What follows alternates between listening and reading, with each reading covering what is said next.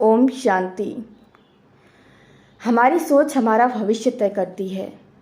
हमारी दुनिया तब बदलती है जब हम अपनी सोच बदल देते हैं। कैसे? आइए हम एक कहानी से जानते हैं। एक ऊपरमालिया नाम का गांव था। उस गांव में 2 साधु रहते थे। वे दिन भर भीख मांगते और मंदिर में पूजा करते थे।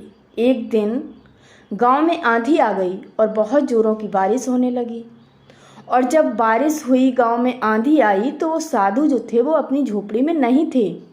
वो दोनों साधु गांव की सीमा से बाहर जा चुके थे, क्योंकि उनकी जो गांव की सीमा थी वहाँ पर एक झोपड़ी बनी हुई थी और वो झोपड़ी से बाहर गए हुए थे भिक्षा मांगने के लिए। जब दोनों शाम को वापस पहुँचे तो उन्होंने अपनी झोपड़ी में क्या देखा? उन्होंने देखा कि आंधी तूफान के कारण उनकी आधी झोपड़ी टूट गई है। अब उन दोनों साधुओं में से जो एक साधु था वो ये देखकर के बहुत क्रोधित हो उठा और बुदबुदाने लगा। भगवान के लिए अपशब्दों का प्रयोग करते हुए कहने लगा कि हे भगवान, तूने मेरे साथ हमेशा ही गलत किया, तूने कभी अच्छा किया ही नहीं। मैं दिन भर तेरा नाम जपता हूँ, तेरा नाम लेता हूँ, मंदिर में तेरी पूजा करता हूँ, फिर भी तूने मेरी झोपड़ी तोड़ दी।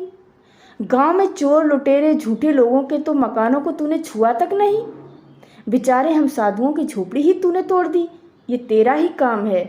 हम तेरा नाम जपते हैं और तू हमसे प्रेम नहीं करता। अब एक साधु की तो ये विचार थे। अब दूसरा साधु आता है और झोपड़ी को देख करके बड़ा खुश होता है और खुश होकर नाचने लगता है और कहता है, भगवान, आज विश्वास हो गया कि तू हमसे कितना प्रेम करता है। ये हमारी आधी झोपड़ी तूने ही बचाई होगी, वरना इतनी तेज आंधी तूफान में तो पूरी झोपड़ी ही उड़ जाती। ये तेरी ही कृपा है कि अभी भी हमारे पास सर ढकने को जगह है। निश्चित ही ये मेरी पूजा का फल है। कल से मैं तेरी और पूजा करूँगा। मेरा तुझ पर विश्वास अब और भी बढ़ गया है। तेरी विश्व में जय जयकार हो प्रभु। तूने मेरे साथ जो किया, आज जितना अच्छा किया, मैं कभी भूल नहीं सकता हूँ। अब दोनों ही साधु और दोनों की ही अलग अलग विचारधारा, दोनों की ही अलग अलग सोच।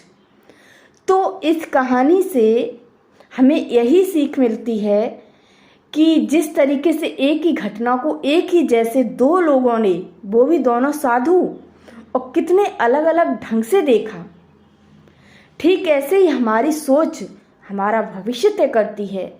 हमारी दुनिया तभी बदलेगी जब हमारी सोच बदलेगी।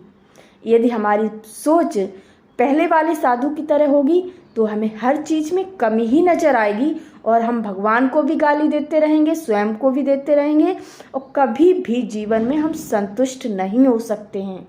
अगर हमारी जो सोच है वो पहले वाले साधु की तरह होगी तो, और अगर दूसरे साधु की तरह होगी तो हमें हर चीज़ में अच्छाई दिखेगी।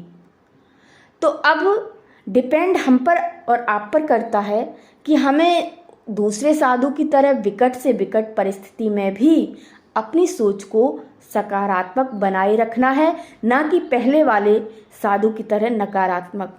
अगर हम सकारात्मक सोच बनाए रखते हैं तो हम हर परिस्थिति में संतुष्ट रहेंगे, खुश रहेंगे और जीवन जीने का जो आनंद है वो ले सकेंगे।